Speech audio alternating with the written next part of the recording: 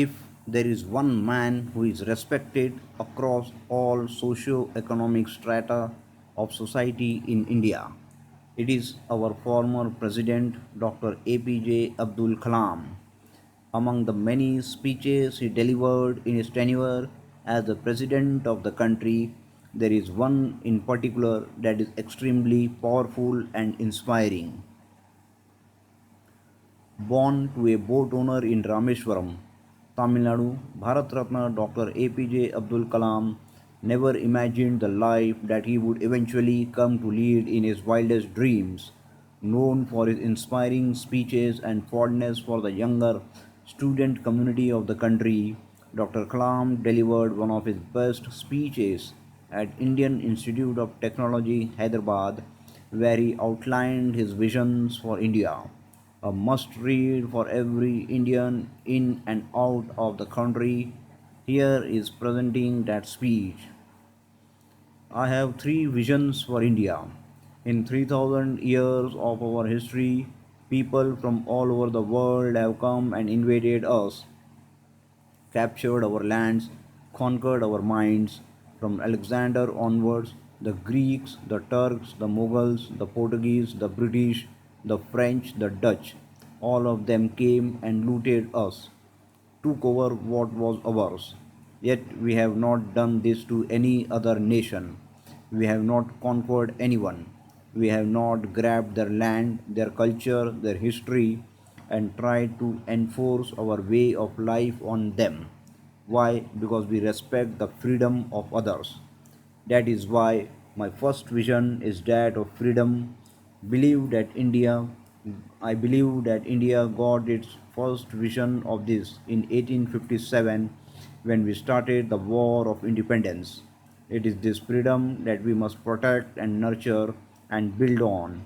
If we are not free, no one will respect us. My second vision for India's development. For 50 years, we have been a developing nation. It is time we see ourselves as a developed nation. We are among top 5 nations of the world in terms of GDP. We have 10% growth rate in most areas. Our poverty levels are falling. Our achievements are being globally recognized today. Yet we lack the self confidence to see ourselves as a developed nation, self reliant and self assured. Isn't this incorrect? I have a third vision. India must stand up to the world because I believe that unless India stands up to the world, no one will respect us. Only strength respects strength. We must be strong not only as a military power but also as an economic power. Both must go hand in hand. My good fortune was to have worked with three great minds: Dr. Vikram Sarabhai of the Department of Space, Professor Satish Dhawan, who succeeded him, and Dr. Brahma Prakash, father of nuclear material.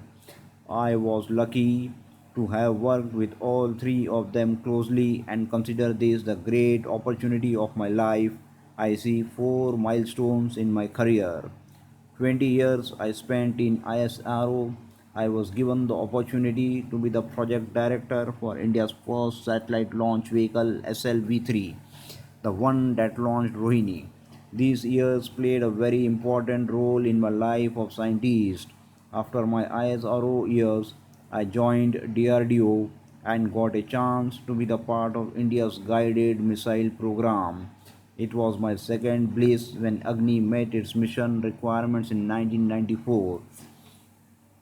The Department of Atomic Energy and DRDO had this tremendous partnership in the recent nuclear tests on May 11 and May 13th. This was the third bliss, the joy of participating with my team in these nuclear tests and proving to the world that India can make it, that we are no longer a developing nation but one of them. It made me feel very proud as an Indian. The fact that we have now developed for Agni re-entry structure for which we have developed this new material, a very light material called carbon. One day an orthopedic surgeon from Nizam Institute of Medical Sciences visited my laboratory. He lifted the material and found it so light that he took me to his hospital and showed me his patients.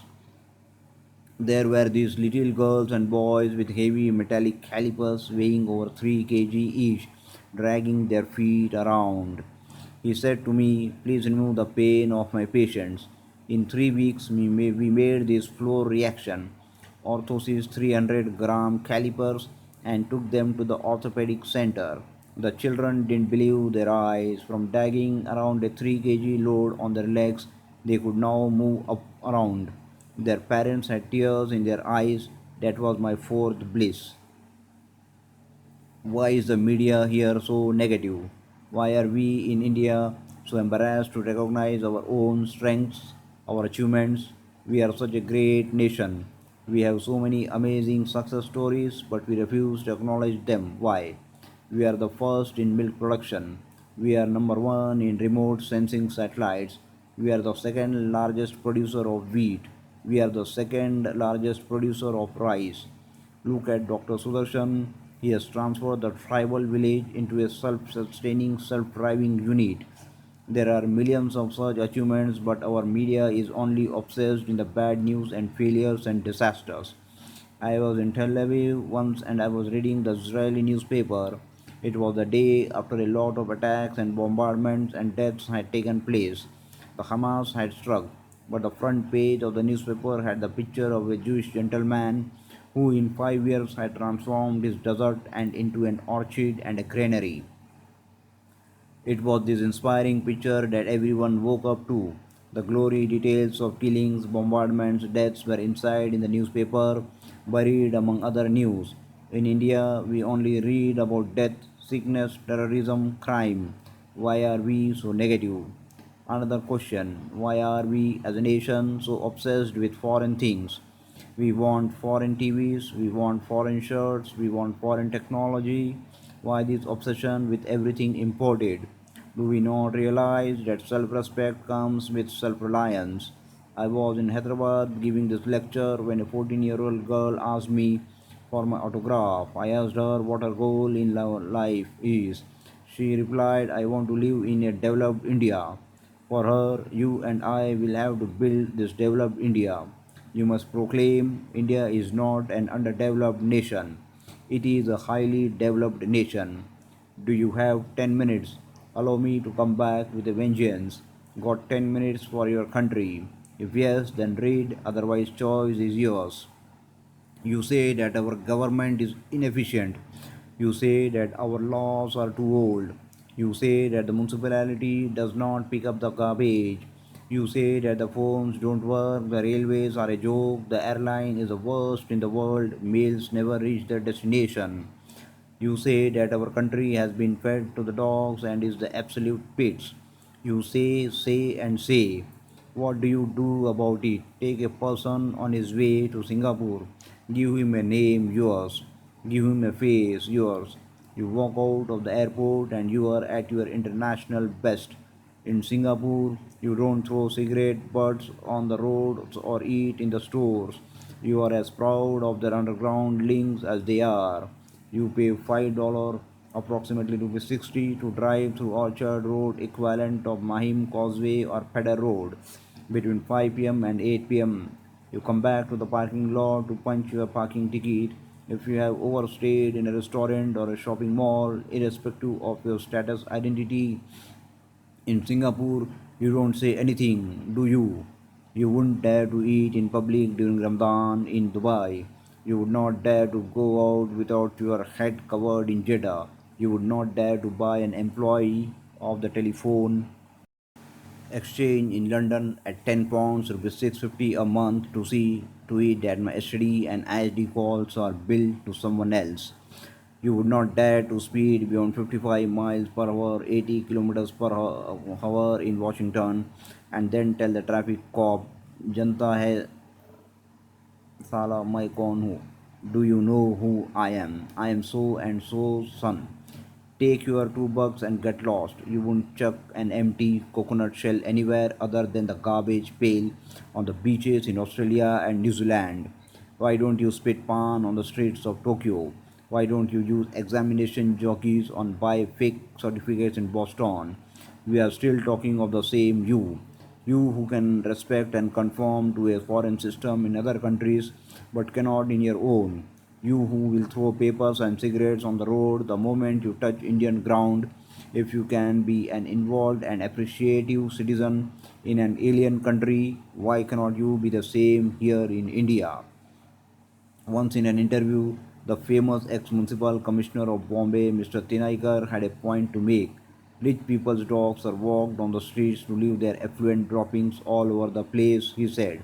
And then the same people turn around to criticize and blame the authorities for inefficiency and dirty pavements. What do they expect the officers to do? Go down with broom every time their dog feels the pressure in his bowels. In America, every dog owner has to clean up after his pet has done the job. Same in Japan. Will the Indian citizen do that here? He is right. We go to the polls to choose a government and after that forfeit all responsibility. We sit back wanting to be pampered and expect the government to do everything for us, whilst our contribution is totally negative. We expect the government to clean up, but we are not going to stop chucking garbage all over the place, nor are we going to stop to pick up a stray piece of paper and throw it in the bin. We expect the railways to provide clean bathrooms, but we are not going to learn the proper use of bathrooms. We want Indian Airlines and Air India to provide the best of food and toiletries, but we are not going to stop pilfering at the least opportunity. This applies even to the staff who is known not to pass on the service to the public. When it comes to burning social issues like those related to women, dowry, girl child, and others, we make loud drawing room protestations and continue to do the reverse at home. Our excuse is the whole system which has to change. How will it matter if I alone forego my son's rights to a dowry? So, who is going to change the system? What does the system consist of? Very conveniently for us, it consists of our neighbors, other households, other cities, other communities, and the government. But definitely not me and you. When it comes to us actually making a positive contribution to the system, we lock ourselves along with our families into a safe cocoon and look into the distance at countries far away and wait for Mr. Clean to come along and work miracles for us with a majestic sweep of his hand, or we leave the country and run away. Like lazy cowards hounded by our peers, we run to America to bask in their glory and praise their system. When New York becomes insecure, we run to England. When England experiences unemployment, we take the next flight out to the Gulf. When the Gulf is war struck, we demand to be rescued and brought home by the Indian government. Everybody is out to abuse and rape the country. Nobody thinks of feeding the system. Our conscience is mortgaged to money. Dear Indians, the article is highly thought inductive, calls for a great deal of introspection and pricks one's conscience too. I am echoing JF Kennedy's words to his fellow Americans to relate to Indians. Ask what we can do for India and do what has to be done to make India what America and other Western countries are today. Let's do what India needs from us. Thank you, Abdul Kalam.